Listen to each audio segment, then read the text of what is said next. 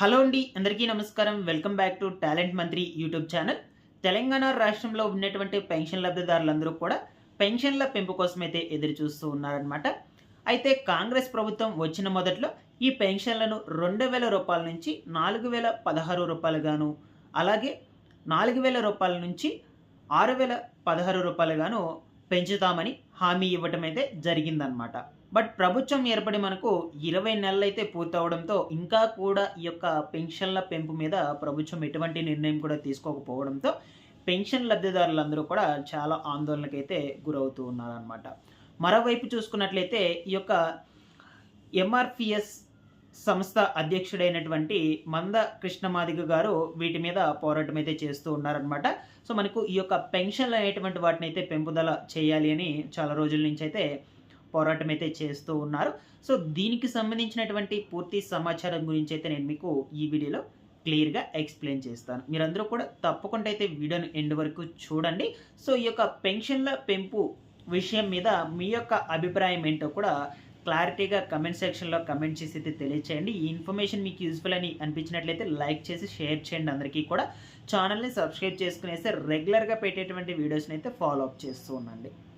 Late చేయకుండా టాపిక్‌లోకి గనుక వచ్చేసినట్లయితే తెలంగాణ రాష్ట్ర ప్రభుత్వం మనకు ఈ యొక్క పెన్షన్ల పెంపు మీద ఇంకా కూడా ఎటువంటి నిర్ణయం వెలువరచకపోవడంతో పెన్షన్ లబ్ధిదారులందరూ కూడా చాలా ఆందోళనకైతే గురవుతూ ఉన్నారనమాట. మనకు ప్రభుత్వం ఏర్పడి దాదాపుగా 20 నెలలైతే పూర్తవడం అయితే జరుగుతూ ఉందన్నమాట.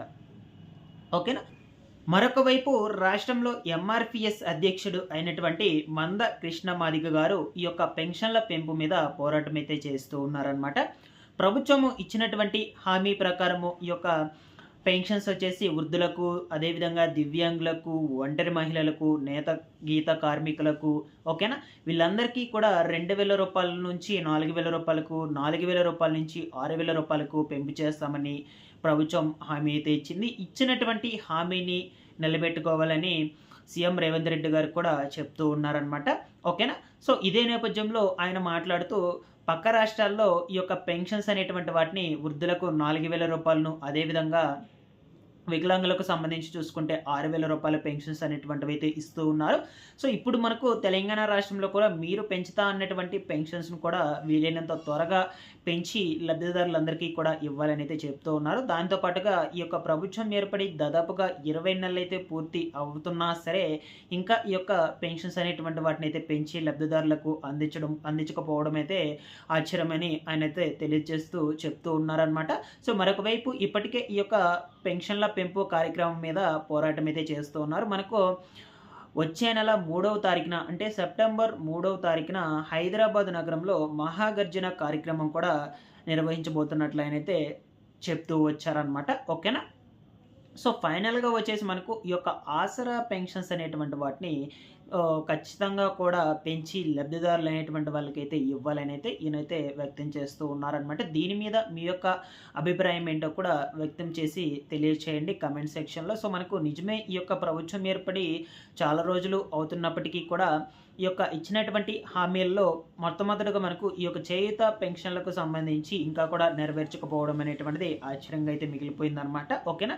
సో మిగతా హామీలు అనేటువంటివి ఒక్కొక్కటిగా అమలుకు తీసుకొస్తున్నప్పటికీ ఈ యొక్క ఆసరా పెన్షన్ల పెంపు మీద అయితే ప్రభుత్వం ఎటువంటి నిర్ణయం కూడా తీసుకోవడం లేదు. ఓకేనా. సో చూద్దాము ముందు ముందు రోజుల్లో ఈ ఆసరా పెన్షన్ల పెంపు మీద ప్రభుత్వం ఏమైనా నిర్ణయాలు తీసుకునేటువంటి ఛాన్సెస్ ఉన్నాయా లేదా అనే విషయం గురించి. సో మ్యాక్సిమం మనకు ఈ పెన్షన్ల పెంపు అమౌంటు విడుదల చేయడానికి కొంచెం టైమే పట్టేటట్టయితే ఉందన్నమాట. సో దానికి గల కారణాలు అనేటువంటివి ఏమిటంటే, సో మొట్టమొదటిగా వచ్చేసి ప్రభుత్వం దగ్గర బడ్జెట్ అనేటువంటిది కొరతగా ఉండే అవకాశాలు అయితే ఉండొచ్చు అనమాట. సో అందువల్ల ఇంకా ఈ యొక్క హామీలు ఉన్నాయి కదా, సో వాటిని కూడా మనకు పూర్తి చేయడం లేదనమాట. ఇంకా కొత్త కొత్త పథకాలు కూడా ఉన్నాయి. వాటిని కూడా అమల్లోకి తీసుకురాకపోవడానికి మొట్టమొదటి కారణం వచ్చేసి ఇదే అనుకోవచ్చు అనమాట.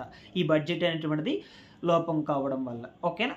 సో నేను ఏదేమైనా ఈ ఆసరా పెన్షన్లకు సంబంధించి ఎప్పటికప్పుడు ఇన్ఫర్మేషన్ అనేటువంటి దాన్ని ఛానల్ నుంచి అయితే అప్డేట్ అయితే చేస్తూ ఉంటానండి. కొత్తగా అప్లై చేసుకునేటువంటి వాళ్ళు కూడా చాలామంది కూడా ఎదురు చూస్తూ ఉన్నారు ఈ యొక్క ఆసరా పెన్షన్లకు సంబంధించి. ఓకేనా. ఈ కంటెంట్ మీకు నచ్చినట్లయితే లైక్ చేసేయండి, ఇన్ఫర్మేషన్ అందరికీ కూడా షేర్ చేసేయండి. Thanks for watching this one.